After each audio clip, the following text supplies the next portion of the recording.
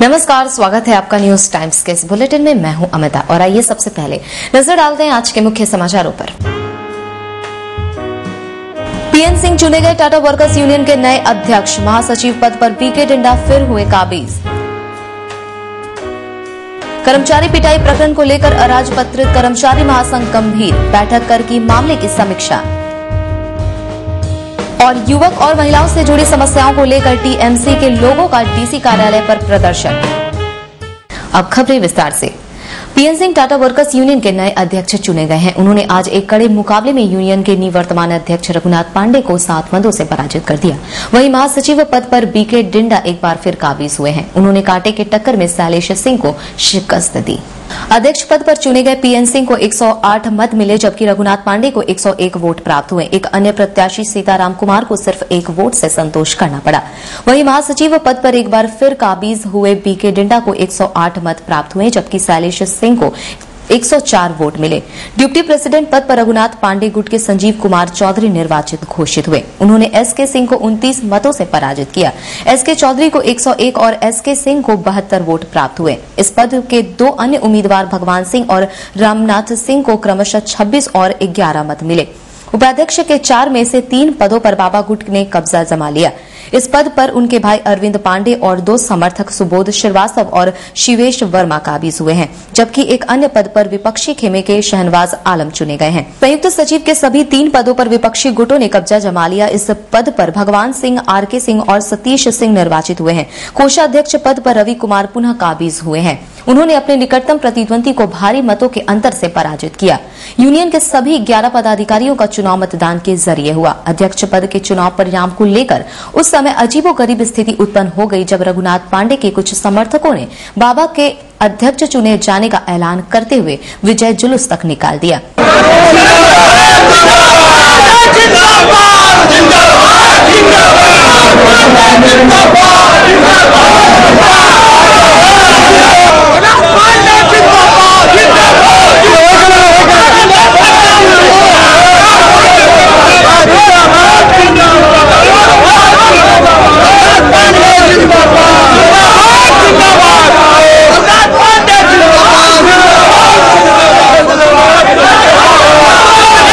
जुलूस में रघुनाथ पांडे भी शामिल थे, लेकिन उनका जोश उस समय ठंडा पड़ गया जब पीछे से पीएन सिंह के समर्थकों ने उत्साह के साथ नारे लगाते हुए विजय जुलूस निकाला।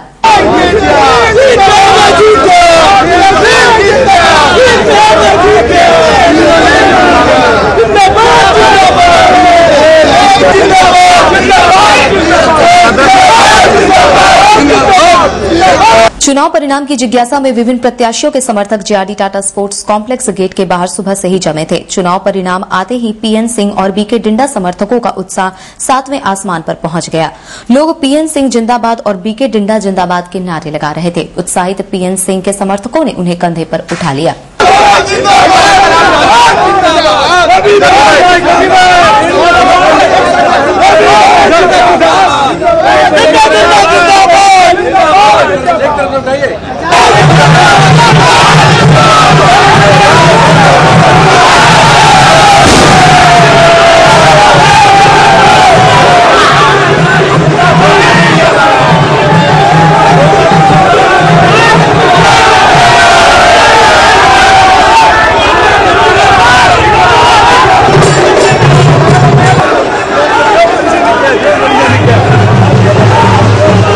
चुनाव जीतने के बाद पीएन सिंह ने अपनी प्रतिक्रिया में कहा कि निबंधित कर्मचारी पुत्रों की बहाली वरीयता के आधार पर कराना और टीएमएच में रिक्वायरमेंट के आधार पर कर्मचारियों को इलाज की सुविधा प्रदान करना उनकी प्राथमिकता होगी। कि भाई यूनियन एम्प्लॉयज के हेल्प के लिए होता है, उसकी मदद के लिए होता है। एम्प्लॉयज को कोई समस्या ना आवे, ट्रबल ना हो, उस पर ध्यान रखना, उसका आगे में जो प्रोग्रेस है, जो उसका बेनिफिट होने का है, उस पर अमल करना, आगे बढ़ाना, यही तो यूनियन का काम है। एम्प्लॉय को ट्रबल में ना हो, इस चीज़ को बोला भी कि उस चीज़ की पूरी छानबीन, उसका तो मेरा पूरा नॉलेज नहीं, क्योंकि मेरा एरिया दायरा कम था काम करने का, तो उसका पूरा जानकारी हम लेंगे और इतना बोलेंगे अगर कंपनी का उस लेवल का रिक्वायरमेंट होगा तो उसी तरह से अपॉइंटमेंट होगा जैसे पहले होता था। क्योंकि अभी इलिटरेट कोई नहीं है, अभी सब लोग मैट्रिक तो मिनिमम है हमारे यहाँ बच्चे, बीएससी भी हैं, ये जो परीक्षा लिया गया है उसमें एमबीए लोग आए हैं, डिप्लोमा आए हैं, इंजीनियरिंग करके भी आए हैं। तो हायर एजुकेशन का मिसयूज भी नहीं होना चाहिए।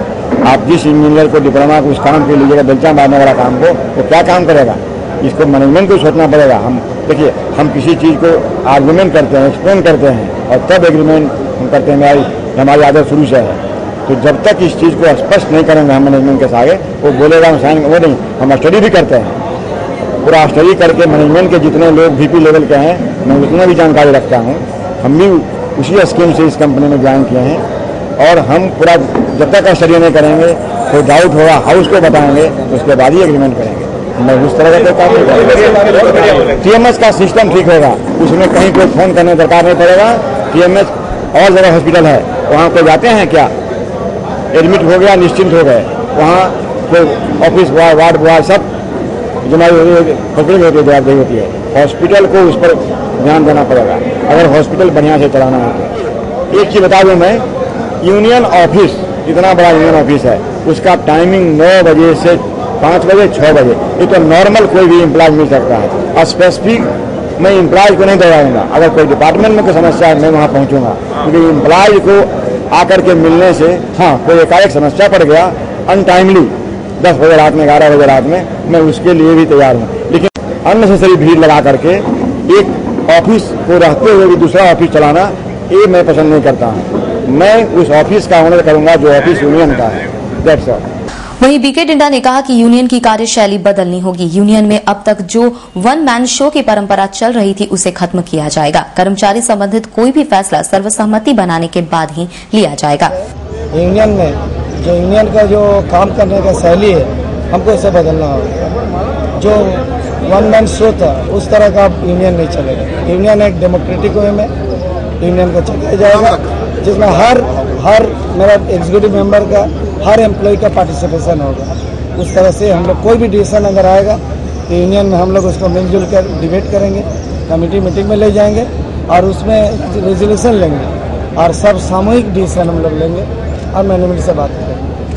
तो हमारा पहला प्राथमिकता होगा। इससे पूर्व कल रात चुने गए सारे कमेटी मेंबरों को JRD टाटा स्पोर्ट्स कॉम्प्लेक्स के कॉन्फ्रेंस हॉल में रखा गया। रघुनाथ पांडे, PN सिंह और बीके डिंडा अपने समर्थकों के कमेटी मेंबर के साथ मतगणना तक डटे रहे। एसडीओ कार्यालय के कर्मचारी बाबूलाल टुडू पिटाई प्रकरण को अराजपत्रित कर्मचारी महासंघ की प्रांतीय कमेटी ने गंभीरता से लिया है। इस सिलसिले में आज शहर पहुंचे प्रांतीय महासचिव अशोक कुमार सिंह ने डीसी कार्यालय के कॉन्फ्रेंस हॉल में अपने प्रतिनिधियों के साथ बैठक कर पूरे मामले में प्रशासनिक स्तर से अब तक की गई कार्रवाई की समीक्षा की। अशोक सिंह ने कहा कि प्रशासन की कमजोरी के चलते अब तक दोषी व्यक्ति के विरुद्ध किसी प्रकार की कोई कार्रवाई नहीं हो पाई है। डीआईजी ने 2 दिनों के भीतर दोषी व्यक्ति को गिरफ्तार करने का भरोसा दिया है, लेकिन अब तक कोई प्रगति दिखाई नहीं दे रहा है। इस मामले को लेकर जिले के सरकारी कर्मचारी 3 दिनों तक हड़ताल पर रहे। ये कर्मचारी आज भी हड़ताल पर हैं, लेकिन इनके हड़ताल का तरीका बदल गया है। उन्होंने कहा कि जब प्रशासन का रवैया अपने कर्मचारियों के मामले में इस तरह का है तो आम जनता के साथ कैसा होगा।